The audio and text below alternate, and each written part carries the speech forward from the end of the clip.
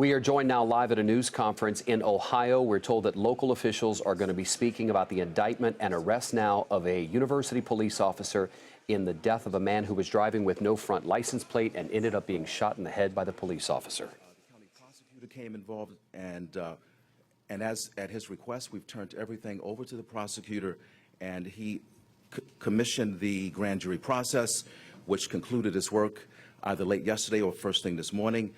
Indictments have been issued, and we are pleased that the process worked, as we've been saying all along. Though a very difficult situation, the body camera footage is now released. Clearly, when you review the video, something went tragically wrong with this traffic stop and loss of life as a result. The process to answer the question as to exactly what happened in progressing through will be and is progressing through the court system. We also will continue to support the University of Cincinnati however we can. The bottom line is that a life has been lost. We need to make sure we learn something from this situation to ensure that Mr. DuBose's death is not in vain. We understand that tensions are high in our city. We are encouraging folks to peacefully express how they are feeling. That is an important part of the democratic process. As we always do, we are making preparations for any scenarios that may present themselves. For this afternoon, you'll hear from Mayor John Cranley next, followed by President Santaono of the University of Cincinnati, followed by Chief Blackwell. At this time, I'm going to ask Mayor Cranley to offer remarks. First, let me say that I had a chance to meet this morning with the family, and it was a very sad occasion.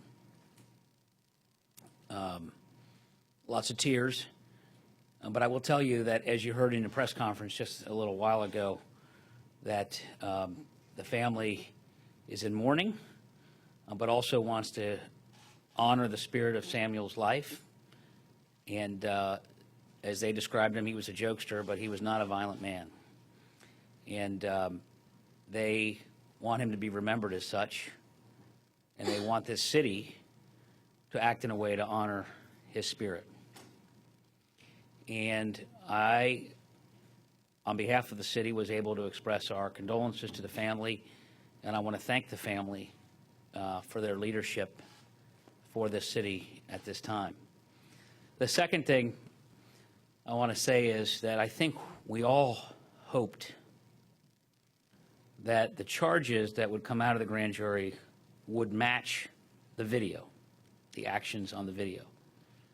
That if the actions on the video were justified, that would be the charge or no charge, and if the actions were not justified, that charges would reflect that. We wanted the right thing to be done, the just thing to be done, the fair thing to be done. We wanted the truth to come out. And when you look at, for example, the videos in New York earlier this year, and you see that no charge was brought, there was a great sense that maybe justice was not done.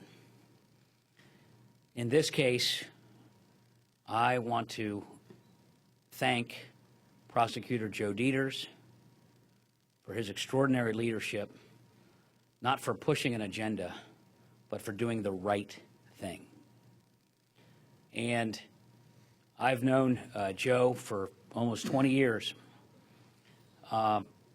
And he has done the city an enormous public service today. And I want to thank him and his office for moving quickly in the pursuit of the right thing.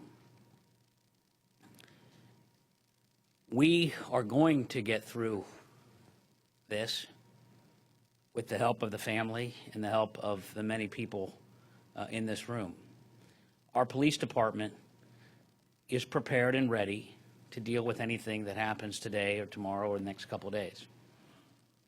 We have the best police department in the world. We respect the right of people to peacefully protest and to exercise their First Amendment rights. And there is obviously reason for people to be angry today and upset.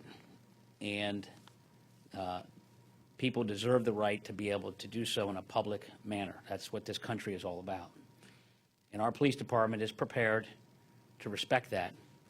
Our police department is also prepared to deal with people that would violate the spirit of Samuel DuBose's life, which was nonviolence, and his family has called for the same. I also want to take a minute to thank the unity of the city right now. We have great civil rights leaders like Bishop Bobby Hilton and Pete Mingo here, who have been walking the streets, who have been talking to the community, who have lots of experience urging calm and peace, and also demanding justice. I want to thank my colleagues. We've got Councilman, former police officer Wendell Young, Councilwoman Yvette Simpson, Councilwoman Amy Murray, Councilman Charlie Winburn, Councilman P.G. Sittenfeld.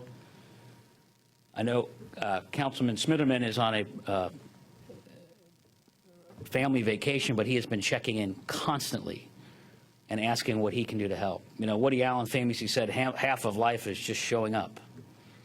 And I'm proud that this city and the city council is here, present, at a tough time for our city. I also want to take special acknowledgement of State Representative Christy Bryant, who is here, and Cecil Thomas, State Senator Cecil. Cecil was an incredible leader back in 2001 and really helped this city. And every time I turn on the TV, he is out there walking the walk. And so we are blessed to have a lot of people who have worked together over many years, and those relationships are activated now. And we are in this together. I urge people to go about their business. Those who need to exercise their moral outrage are allowed to do so, of course, in a peaceful way, and we will respect that. But we, Cincinnati, will get through this. We will get through this with a fair justice process that Joe Dieters is overseeing, and with a professional police department that is there on the street. And we will continue to work with our great university, the University of Cincinnati, and its leader, who we've gotten to know over the last several years, who has really epitomized the spirit of Cincinnati.